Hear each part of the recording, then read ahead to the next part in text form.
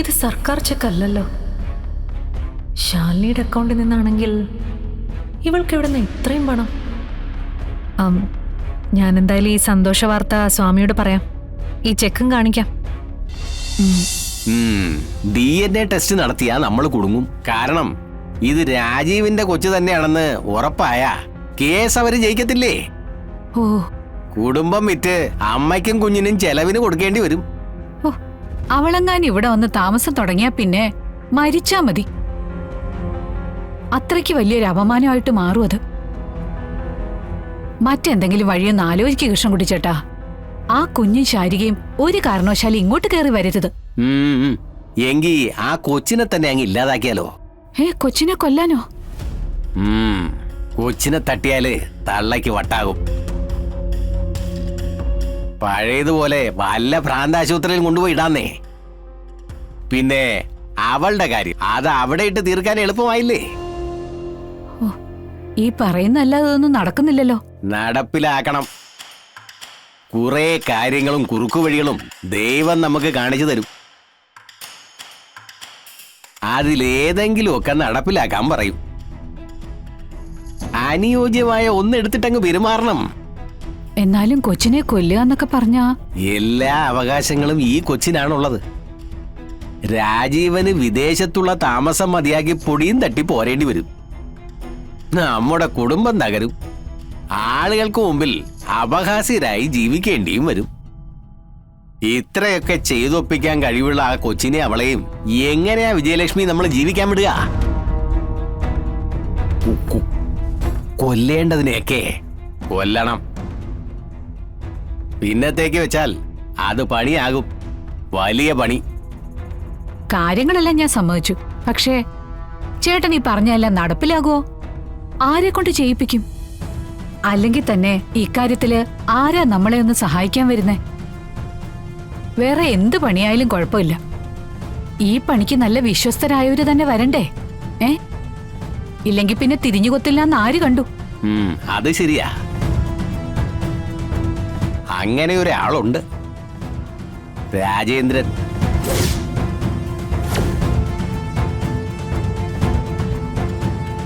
അവനാണെങ്കിൽ ശാരികയുടെ വീടുമായി ചെറിയൊരു ബന്ധമുണ്ട്.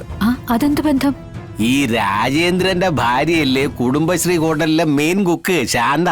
ഓ, ആ ബന്ധത്തിൽ പിടിച്ച് നമുക്കൊരു കളിയങ്ങ് കളിച്ചു നോക്കാം. ഇവനെയൊക്കെ വിശ്വസിക്കാമോ? കുപ്പി കാണിച്ചാലേ സ്വന്തം തന്തേ വരെ കൊല്ലുന്നവനാ. അവനെ വിശ്വസിക്കാം. കാര്യം നമുക്ക് അവനിലൂടെ അങ്ങ് ഓക്കെ ആക്കിയാലോ?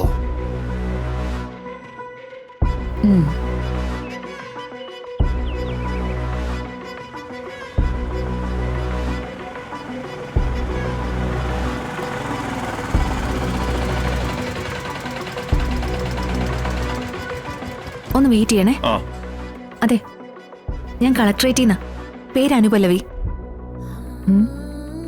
ആരെ കാണാനാ? സ്വാമി കാണാനാണോ? അല്ല, കളക്ടർ പറഞ്ഞിട്ട് ഇവിടെ താമസത്തിനായി വന്ന ഒരു സുധാകരനും ഭാര്യ ശോഭനയും കൂടെ ഒരു കൊച്ചുണ്ട്. ഓ, അവര് എ ബ്ലോക്കിലാ. എനിക്ക് അവരെ ഒന്ന് കാണണം. കളക്ടർ പറഞ്ഞു വിട്ടതാ. വരൂ.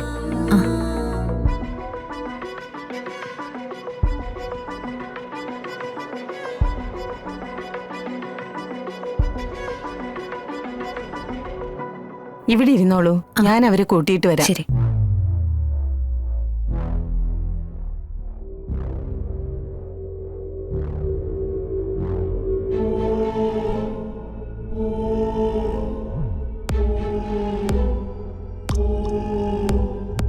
എന്തിനായിരിക്കും ഇവളുടെ വരവ്?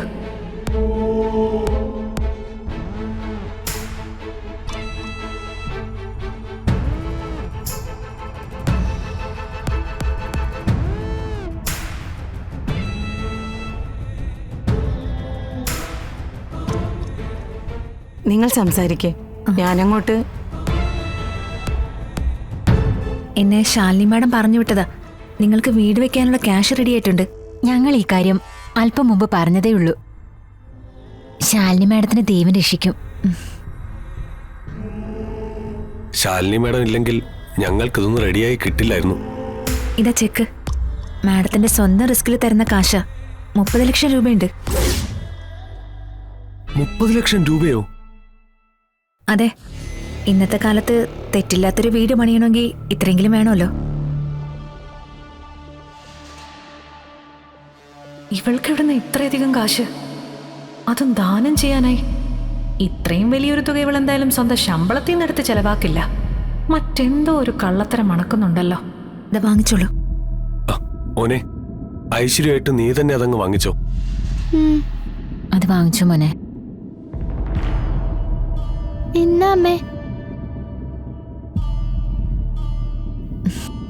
എന്നാ പിന്നെ ഞാൻ ഇറങ്ങുന്നു. മാഡത്തോട് ഞങ്ങളുടെ അന്വേഷണം പറയണം. തീർച്ചയായും പറയാം. ആ,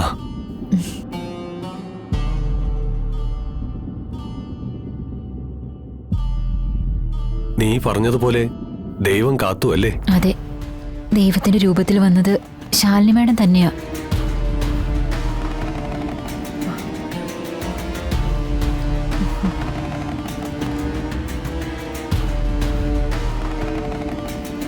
ആ, നമസ്തേ. അല്ല, എന്താ നിങ്ങളും കളക്ടറും തമ്മിലുള്ള ബന്ധം? എന്റെ ഈ ദീപമോ പഠിക്കുന്നത് കളക്ടർ മാഡത്തിന്റെ കുട്ടികളുടെ കൂടെയാ. ഓ, ഞങ്ങളുടെ വീട് തകർന്നു വീണ് മൂത്ത മോള് മരിച്ചപ്പോഴും ചേട്ടന് സുഖമില്ലാതായപ്പോഴും ഒരാശ്രയമായിട്ട് വന്നത് കളക്ടർ മാഡമാ. ഹോസ്പിറ്റലിൽ കിടന്നപ്പോഴും ഒരുപാട് സഹായിച്ചു. ഞങ്ങളുടെ കൂടെ നിന്ന് കാര്യങ്ങളൊക്കെ ചെയ്തു തന്നു. അതൊന്നും ഒരിക്കലും മറക്കാൻ പറ്റില്ല. ഓ, കളക്ടർ അമ്മച്ചി പാവങ്ങളുടെ അപ്പോസ്തലായിരിക്കേ. ഞങ്ങളുടെ വീട് പണിക്കായി 30 ലക്ഷം രൂപയാ ഒറ്റ ഗഡുവായി തന്നിരിക്കുന്നത്. അങ്ങനെ എവിടുന്നെങ്കിലും കിട്ടുമോ?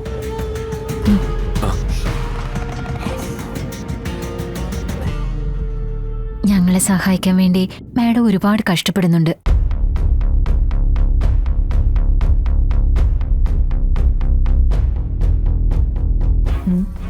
ഇത് സർക്കാർ ചെക്ക് അല്ലല്ലോ. ശാലിനിയുടെ അക്കൗണ്ടിൽ നിന്നാണെങ്കിൽ ഇവൾക്ക് എവിടെ നിന്ന് ഇത്രയും പണം? ഞാൻ എന്തായാലും ഈ സന്തോഷ വാർത്ത സ്വാമിയോട് പറയാം. ഈ ചെക്കും കാണിക്കാം. മറ്റാശ്രയങ്ങളൊന്നും ഇല്ലാത്ത 1-2 പേര് കൂടി ഇവിടെ ഉണ്ട്. കളക്ടറെ കണ്ട ഒരു സഹായം അഭ്യർത്ഥിക്കാൻ പറയണം. ചിലപ്പോ ഇതുപോലെ സഹായിച്ചാലോ.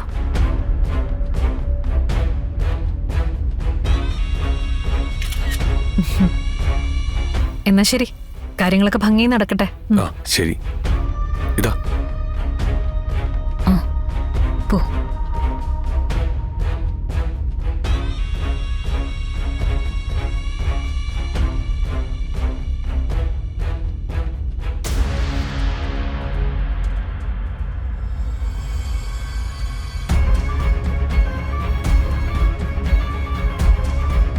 ശാലിനി, നീ എൻ്റെ പിന്നാലെയല്ല, ഞാൻ നിന്റെ പിന്നാലെയാ. ഈ 30 ലക്ഷം രൂപ നിന്റെ അക്കൗണ്ടിൽ എവിടുന്നാ വന്നതെന്ന് ഞാൻ കണ്ടുപിടിച്ചിരിക്കും.